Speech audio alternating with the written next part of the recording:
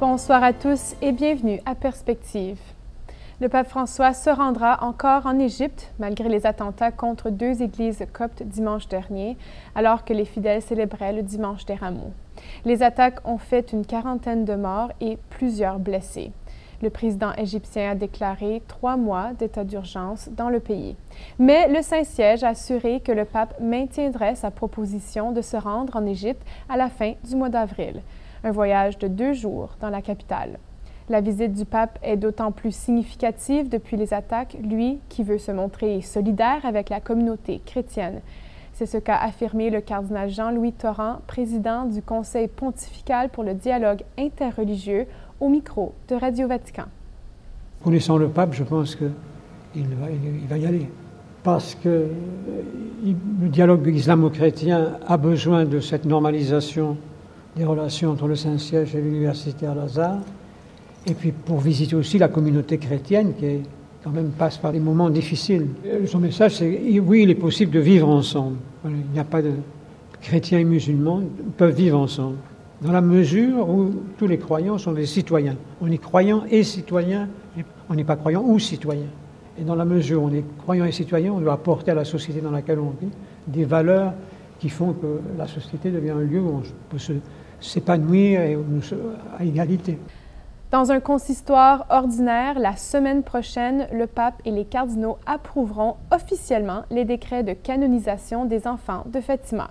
On s'attend à ce que le pape canonise les bienheureux Francisco Marto et Jacinta Marto lors de sa visite à Fatima en mai prochain pour le 100e anniversaire des apparitions de la Vierge. Mais ce détail sera confirmé seulement pendant le consistoire et le pape et les cardinaux approuveront aussi les décrets d'un groupe de martyrs brésiliens, de 3 enfants mexicains et de 2 prêtres. Lundi, le Saint-Père a accueilli des jeunes de 5 à 18 ans hospitalisés au Bambino Gesù, hôpital pédiatrique de Rome. Leurs familles et médecins les ont accompagnés. Dans la salle Paul VI, il a d'abord lu un message des enfants à voix haute. Ils ont écrit « Cher François, merci de nous avoir rencontrés. Nous sommes contents d'être ici parce que tu nous donnes espérance et courage pour l'avenir. Nous t'aimons, merci. Les enfants du Bambino Gesù ». Le pape François avait visité l'hôpital en 2013 et en décembre dernier avait reçu des patients et le personnel de la santé de l'hôpital au Vatican.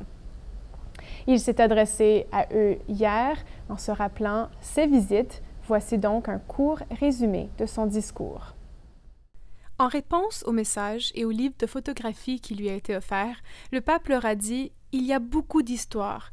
Chacun de vous est une histoire. Non seulement les enfants malades, mais aussi les médecins, les infirmiers, ceux qui rendent visite, les familles. » En revenant sur leur rencontre au mois de décembre, le Saint-Père a vu plus qu'un hôpital. C'est une famille, où les personnes sont plus importantes que la maladie. Il a affirmé que d'entrer dans un hôpital fait toujours peur. Alors il ne faut pas oublier, avertit le pape, le médicament que seule la famille peut donner, les caresses.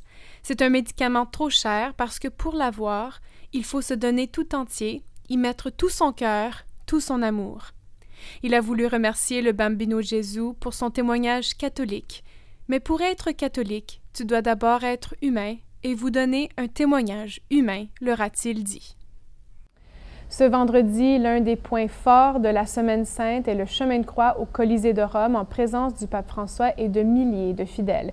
Et les 14 méditations du chemin de croix cette année ont été rédigées par Anne-Marie Pelletier, théologienne et bibliste française.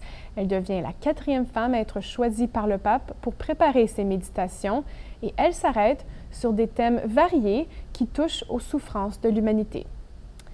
Vous pourrez aussi suivre ce chemin de croix de Rome sur nos ondes ce vendredi à 18h30, heure de l'Est. Et pour toute autre information concernant nos retransmissions pendant la Semaine sainte, vous pouvez visiter notre site web au www.cieletlumière.tv.org. Ne manquez pas tout de suite après une nouvelle émission des Échos du Vatican avec Charles Le Bourgeois. Et c'est tout pour aujourd'hui. Merci d'être avec nous et à la prochaine.